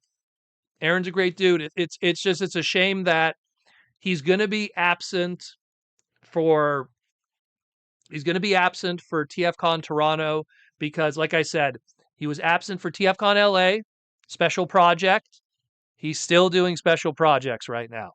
So more stuff is going to, I'll leave it to Aaron to publicly announce it when the time comes. But Aaron's busy with special projects right now. So it's something where that's why he's not at TFCon. By TFCon Orlando, he'll be back. Let's put it that way. That's the way the schedule is working out. More or less, we'll leave it for him to decide when he wants to talk about said special projects if you don't already find about them from the public when they become public. But he'll be back. He'll be back. I'm kind of hoping. I have a meeting with Otakuthon on I think it's Monday. I have a meeting with them, and we're going to be talking to try to bring some of those Takara and Hasbro people to the Otakuthon anime convention, the second largest anime convention in North America. So hopefully, yeah, we could pull that off too. Bring in Yoke-san and Aaron and Kojin Ono, all those retired Takara guys that have nothing better to do right now. They're just retired and chilling, so you could get a trip around the world, sign some autos, and have a good time. That's the plan. But yeah, so that's what's happening with Aaron right now. So stay tuned for that. That's why again, like people were wondering why he wasn't at TFCon LA.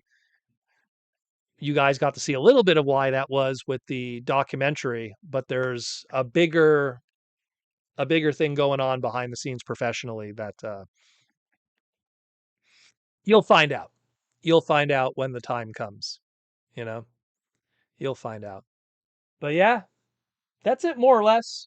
That's it more or less. How much time we got left? We got like about 17 minutes left in the live stream. So we'll just take a few more super chat questions and then we will call it quits for today, especially now that I got some new game action on, although I don't know I don't think I'm going to be playing these just yet because I'm still in my Sonic Racing, Mega Man, Blitz, and I'm still playing Guardian Legends, and I'm still playing all the other stuff too. Uh, yeah, well, again, it is what it was. TFCon LA had a weird setup for artists and stuff like that on a professional level, so it did kind of work out in the end. But it would have been really nice to have him there. It would have been nice. I know a lot of people were looking forward to seeing him, and again, LA is the biggest show out of the year. So there's just a lot of people that would have liked to see him. I would have liked, personally, me, if there was some way to get him to San Diego. That would be like A level. But we'll see. Anything is possible. Anything is possible. TFCon Twins, can't wait for Lugnut. Need him to go with Generations Blitzwing. Well, I mean, I just want him to just, like, I'm going to put him probably in my animated display. That's the way I see it, because however big they make him, let's just try to, if we can even get a nice shot of it. There we go. There's almost every animated figure ever made. I think the only thing I'm missing is some of the more obscure Japanese stuff here and there, but I even got the Bump and Battler collection. But it'd be nice. It'd be nice to get a nice giant lug nut to scale with everybody properly. I don't like the fact that like Shockwave and Megatron are easily the tallest of all the Decepticons, and that's so weird. You know, that's so weird. James says, "You think they'll revisit animated Jetfire and Jetstorm for Safeguard?" I could see those guys happening only because sooner or later, Jetstorm and Jetfire are going to be trademarks that are going to have to be done again. You know, like that's the good thing when you have characters like that, and you go, "Oh, do you ever think they'll do those again?" It's like, thank goodness that the name is Jetstorm and Jetfire. Safeguard, that's the mini con associated with Vector Prime, so there's also that connection too. So if you open up the Safeguard, you know, uh, can of worms, so to speak, you put yourself in a situation where, yeah, that could also be done. Then you end up getting the mini con done too at some point. So yeah, man, for sure, for sure, I could see that being done. And then afterwards, I don't know what you redeco that, you know. Yeah, and then like I said, Arms says, and then you get Beast Machine's Jetstorm. Like there's certain characters you're lucky that they have those names because then it leads to that stuff happening. It's kind of like Magna Boss, you know? Thank goodness, like you have Ironhide, you got Prowl, and you got Silverbolt on there. Because if they ever need to do an Ironhide, a Prowl, and a Silverbolt, and they've like extinguished everything else, at least, at least you could then do a Magna Boss. Where if like those three guys had really unique names that don't exist anywhere else, that's what makes it difficult, you know? So, Media Max, Proto Mang, have you ever been gifted 3D printed Transformers? Though these 3D printed animated figures are insane. I have been gifted a few 3D printed stuff. I think the very first 3D printed thing I was ever gifted was I had a fan send me a Insecticon 3D printed one. Let me grab that one, show you guys. Hold on. I have like a little section where I have all our. One moment. One moment, guys. Let me go grab it.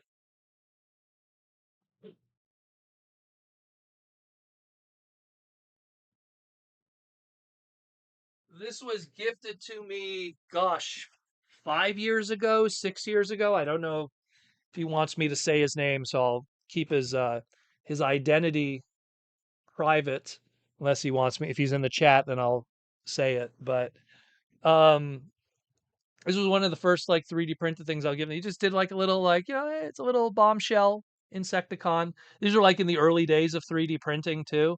So it was like done in two pieces, you know? So you can kind of like, if anything, it'd be kind of cool. You could switch the rhinoceros beetle horn, but just a cute little thing that he 3D printed for me. So I have a little section of like all the gifts that I've gotten from fans throughout the years. So I have a nice little section for all of that. So I always keep it nearby. It's kind of cool. But yeah, I've been gifted a whole bunch of little cool things. And 3D printing, I always dig 3D printing because it gives an opportunity for people that want to do toy design, but they don't have access to injection molding, which for the longest time was really the only way you could do through toy design back then. Was really making a mold and then doing injection molding with resin and stuff like that, which was usually the easiest and cheapest way to do it. But 3D printing kind of opens up that whole new, you know, caliber of creativity, and I'm seeing incredible stuff being done by people that I'm quite jealous of their talents. It's quite good what they do. So yeah, that was definitely one, but I got a whole bunch throughout the years. There was one guy, he gifted it to Aaron. It was like a 3D printed like SD Armada Optimus Prime, like the smaller robot mode, and it was so well done that when I saw it, I was like, if you would have told me that this was like an official Takara product, I would have believed it. Like it was so well done, the quality, like it was sanded nice. It felt like really good product. Draco Rex with the $2 super chat. Any chance of more aquatic alt modes in 2027? Well, we do have that whale shockwave coming. So that's definitely one of them. And then we do know that we're getting a Cyber Shark from Skybite. We're going to be getting Transmetal 2 Cyber Shark from Skybite.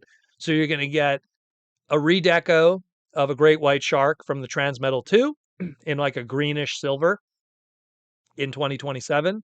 You're going to be getting a giant whale shockwave. So that's already two right there. One of them's a mammal, technically. The other's a fish. Uh, do we know if we're getting any others? Let me think. I must be forgetting something. But definitely those two for sure. You know, so you got two right there. I mean, of course, it'd be cool to get some. Let's get, what was it? Dead End, the water snail crustacean from Beast Wars Neo. You could get some weird ones, would be cool, but it is what it is. The thing with Transformers that transform into fish and stuff like that, they always have this weird kind of thing where how do you like display them? And I know like Hasbro always has this thing. It's like, oh, if it's a shark and it has, or like a whale, because it has its fins, it could hold itself up and you could pose it in alt mode. But when you have like a fish, like let's say like a, I don't know, like what's Dory? What is Dory? Like that, not the clownfish, but whatever Dory is from Finding Nemo. Like you can't pose that upright. It's just going to fall over. You know what I mean? So some of those are a little more tougher to do, you know? Some of those are a little more tougher to do. Um, let's see. Well, Nautica, I mean, I wonder like they'll probably do, I imagine the Nauticas probably might be a reissue of the Titans Return. I mean, it'd be cool if they did brand new tooling, but we'll see. We'll see. Also, when was our last Jetstorm? It's been a while. That is a fantastic question. I would have to say, why am I thinking something from old BotCon? No, there's something. There's something. Sure. But there's definitely something. But and the thing is too, I think Jetstorm is also kept alive. If I remember correctly, there's a Beyblade, and that's how they keep it in the Hasbro bubble. So that's the other thing too that you have to keep in mind when we're talking trademarks is it's not just a Transformer thing, it's a Hasbro Western global thing. So it's like, "Oh, how come you haven't used Sideswipe for like 6 years?" And then like, "Oh, but there was a Sideswipe on GI Joe during like 2024 or something." Like they always do stuff like that. Scoop is another good example. Scoop was a Transformer character, and then they used it in the G.I. Joe 25th anniversary line, and then they used it again for Transformers. So that's how they kept that going. So I'm totally forgetting something. I believe it was a Beyblade that has Jetstorm. I'm just trying to remember if it was Metal Edition, if it was Burst or Burst X. I don't remember. Victory Cell, Mega Man, Proto. If Mega Man had a crossover with Transformers, what would he transform into? Well, Mega Man, the obvious would be the Rush Roadster. That would be the most obvious thing that he transforms into. It's more like which characters would he face? And that would be Turbo Man, who's the first ever transforming Mega Man character. And then I would like to factor in Quick Man because Quick Man's a racer kind of character too. Those are some obvious ones. Um, when could we see Octo Punch again? Well, last time we saw him was the Prime Masters. I could see them doing him again, though. It's just the problem is it's just pretenders are always weird ones. The Takara team always wants to do pretenders. The Hasbro side always goes, maybe next time. And they always have to find that balance, you know? Hasbro's not big on pretenders because from their partnership history, it was toys and comic books. Pretenders in Japan had a much more bigger footprint because of Master Force. There was a whole 52 episode TV show for an entire year that surrounded Pretenders. So they have more history with that. And if you want to even count, in Victory, they technically had Pretenders also with the Decepticon gangsters, Black Shadow and Blue Bacchus. So, I mean, it's just something where Japan always wants to do it, and Takara's always, and Hasbro's kind of like, maybe next time. And they always have to find this middle ground, unfortunately. And that's where you end up with stuff like Prime Masters or integrating the Pretender into the robot mode so you don't really have a Pretender shell. It was an interview with, I don't remember, it was because they were talking about Masterpiece. I think it was whoever worked on Raiden. I think I don't quote me on this. I'm trying to go through my archive here right now. They were interviewing someone. It might have been for the Raiden pieces of Masterpiece, and they were talking about like what are other ideas you guys push for that sometimes because you know why it probably was Raiden because it was talking about bullet trains with Japan probably it was a Raiden interview, but either way, I'm rambling here. The point is that and they always say like Takara's like, oh, we want to do Metal Hawk, we want to do Pretenders, and Hasbro's always like, yeah, but really, like armor thing, what Voyager leader price point? Oh, I don't know if our market will want that. Like, what are you trying to sell to the consumer? Is it a human? Is it a monster? Is it a robot? Like they have a very different because they know that I see Hasbro's perspective because what is Pretenders to the mainstream audience? Not every person who watched the cartoons read the Marvel comics. That's a very small, like, for every kid of the 80s that watched the Marvel cartoons, out of 100 of them, maybe 15 of them read the comics. That's kind of the sad reality. And by the time the Pretenders came around, which is 88, 89, 90, those kids were now looking at Ninja Turtle toys. So how many kids during the Ninja Turtle boom in 1988, 89, 90 were reading the downtimes of the Marvel Transformer books with Octo Punch, Bludgeon, Stranglehold, the Autobot Pretenders, the Hero Pretenders, you know, classic Pretenders as they call them in the West. It's a tough one. And I totally get it. That's why every Bludgeon figure we've gotten, with the exception of the Prime Masters, which were traditional Pretenders, I have them right here. Look, like I keep these guys nearby. I like them. Most people don't. They went on clearance, heavy clearance. So it's a tough one. And Japan always pushes for it. And then Hasbro goes, eh. And I'm pretty sure during Power of the Primes with the Prime Masters, they probably went to Takara and said, well, look what happened here. We put them at a cheap, small price point and no one wanted it. And it's true. They went on clearance like crazy. So it's a tough one. It's a tough one. It's a tough one. See, the Sea Spray recolor, everyone says that, but is that a Pretender? No, it isn't. You're taking Octo Punch, the character, and you're superimposing him on another character. It's kind of like Skullgrin. Skullgrin, throw him on a tank transformer, you're good to go. It's been done twice now at this point. you know? Draco Rex, $2 super chat. Any word on Amazon Target exclusives for 2026? Weren't they supposed to do? I know that they were supposed to do a extension line for the Wreckers again with Amazon, but nothing ever came of that.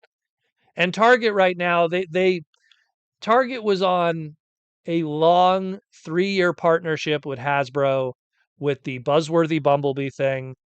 That was something that was like a roller coaster ride because it's like some stuff sold well, a lot of stuff ended up on clearance because it had a very samey kind of packaging. They got a lot of really good stuff out of it, but then they also got a lot of really crappy stuff out of it, a lot of reissues, a lot of repacks. It's a tough one. Dealer and retailer partnerships are always a lot more volatile because that partnership has to agree to buying the inventory up front. And that's what always makes it really tough. Where it's like if they do Chaos of Velocitron, excuse me, the Velocitron Speedia 500, you know, they have to buy all that inventory up front. And yeah, maybe this guy was popular, but then you have a sea of road rockets. You have a sea of what was it called? The Diaclona? Dia. What did they call it over here? Which was the Skids repaint. It was called Dia in Japan, but you know, a lot of those didn't do well. Override, oh my goodness, Override was in mega clearance. People were picking up Scourge for $15. So for them to buy all that inventory up front and then get stuck with it, you have to make sure it's a good product. And that's where it gets a little dicey, you know, for sure. We need another movie monster bot. What would be the next one? I'm looking up at the ones that I got. I'm surprised they didn't do the Black Lagoon one. Throwback. Burnout. There we go. I think it was Dia Burnout. Dia Burnout was the full name. Dia Burnout? Yeah, it sounds about right for Masterpiece. Disciples of Magnus, $5 super chat. Speaking of TMNT, do you think the success of them due to maybe staying true to the source material, even when rebooting each series, dies recently? TMNT heavily relies on new audiences every time. The one good thing with TMNT is it doesn't have a gimmick. And that is actually its advantage and its curse in that Power Rangers, it's transforming robots, role play items, colorful stuff. It's a gimmick. Gimmicks die over time. Transformers, it's transforming robots and gimmicks. When you look at stuff like we'll go into other big tentpole toy lines, a Beyblade, it's a play element that could be boring over time. You know, it's and on and on. Ninja Turtles never really like had something that was baked in. The gimmick is it's an action figure of colorful characters. It relies on the story. And that's why Ninja Turtles has always been able to get away with 1987, 88, the show debuts, origin story of the Turtles, four Turtles, Splinter, ba ba ba ba ba, Shredder, Krang, da da da da da. You fast forward, they do the movies, origin story, Shredder, Splinters, blah blah blah blah blah. You fast forward a little bit more, 2K3 series on Foxbox, Shredder, origin story, Splinter, blah blah blah blah blah. You fast forward a little bit, now you're in the Nickelodeon CG cartoon. They're able to every 5 to 7 to 10 years hit that reboot button. There's a new audience of kids that are seeing Turtles for the first time, and Turtles is their strength is we're this bright green flashy thing. We don't rely on gimmicks. Gimmicks come afterwards. After we're like wave 4 of our toy line, then we're going to have spin and flip, and we're going to have mighty mutations, and we're going to have like, you know, spring loaded stuff. But they really rely on characters initially. And that's what they've always relied on. Look, the Bay movies hit that reboot. This hit that reboot. That, you know, they rely heavily on it. And that's something where they've always flourished with that. Where because they don't rely on a gimmick, they could kind of just be themselves, which Could be its biggest weakness too, because when the day comes when they do have to be something unique, then they're going to really have to reinvent themselves. Like they're going to have to become a transforming mecha series, you know, or whatever. So it's something that that's kind of like the rumors. Was it the Last Ronin movie, TMNT movie they're talking about, where it's like we're going to do a dark, gritty TMNT thing, But again, it's relying on characters, not on gimmicks, you know. So we'll see. We'll see. TMNT always does well, though. It always does well. It has a good. It's one of those brands that isn't that strong in the rest of the world, but is ridiculously strong in the West, and it just kind of relies on that. Like Marvel has an audience in China. Marvel has an audience in Japan. Transformers has an audience in China. Transformers has an audience in Japan. Beyblade has an audience in China. Beyblade has an audience in Japan. I could go on and on. But like TMNT, while there was Japanese TMNT stuff, I collect them. It was never as strong. So it's an interesting one. I love Ninja Turtles. In case you haven't noticed, like I keep TMNT stuff here on my tower here. I grew up with TMNT. I love it. I love all the series. I like collecting the obscure Japanese stuff. That's kind of what I do in the modern age because I would go broke if I tried to buy any of the NECA stuff and keep up with that. But it's just it's a tough one to decipher and explain to a boardroom of guys why it works. But like I've always said, its biggest draw is characters. Like the cool thing about Ninja Turtles, and you can't say this about a lot of toy lines and shows, but the cool thing about Ninja Turtles is the character dynamics across those four brothers. You know how Raph is. But not only do you know how Raph is, you know how Raph is with Mikey, you know how Raph is with Leo, you know how Raph is with Don. Then you look at Leo, you know how Leo is with Mikey, you know how Leo is with Raph. Like the character dynamics are so strong across those four brothers that that's what made them timeless. That's what legitimately made them timeless. Where I love Transformers, but I want you to tell me about the relationship between Bumblebee and Cliff Jumper, who have historically been tied to the hip by repaints. You can't. That's what sucks. That's always been Transformers' weakness is sometimes when it comes to characters and character development, some of them are a little short. A lot of people who are really excited about this toy. I want you to tell me if you had to tell me who is Windcharger's best friend, who's his best buddy on the Autobots, who's the guy he turns to. I know that answer, and it was only used in one piece of source material, which shows how weak it was. But that's the problem, you know. It's it's always been an issue with Transformers when it relies on the gimmick, transformation, the puzzle play, strong media brands, the Michael Bay movies. Michael Bay movies, strong media brand. What does the Michael Bay movies have to do with character development of robots? Next to zero. Tell me about the Michael Bay movie, how great the character development was of Ironhide, you know? So it's something where that's where it's like it relies on the puzzle play, it relies on the gimmicks and stuff. Very good. Yep, it was Braun. And it was from the Lady Bird books that was most shown. I'm not gonna go reach for it right now, um, but yeah, it's just that's always like that's always been like one of those things. Skids and Mudflap are the most iconic characters. Well, see, that's the sad thing is that Skids and Mudflap had more of a back and forth in character development in Revenge of the Fallen than a lot of G1 Autobot characters. Jazz talks to Optimus Prime. Jazz once in a while, and I'm talking the cartoon here.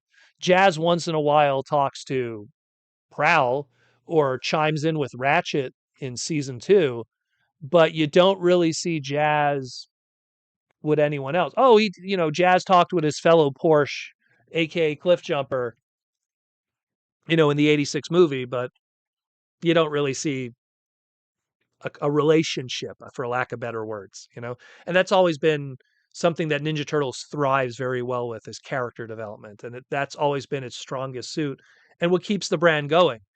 A new fresh pair of eyes who've never heard of Ninja Turtles will watch whatever is the latest Ninja Turtles product, and they'll be drawn to it because it leans so heavily on wacky characters and character development, and because those four turtles represent four different kinds of children: the nerd, the shy, kind of aggressive, almost bully character, the play it by the books, you know, tattletale, and the goofy kid that just wants to have fun.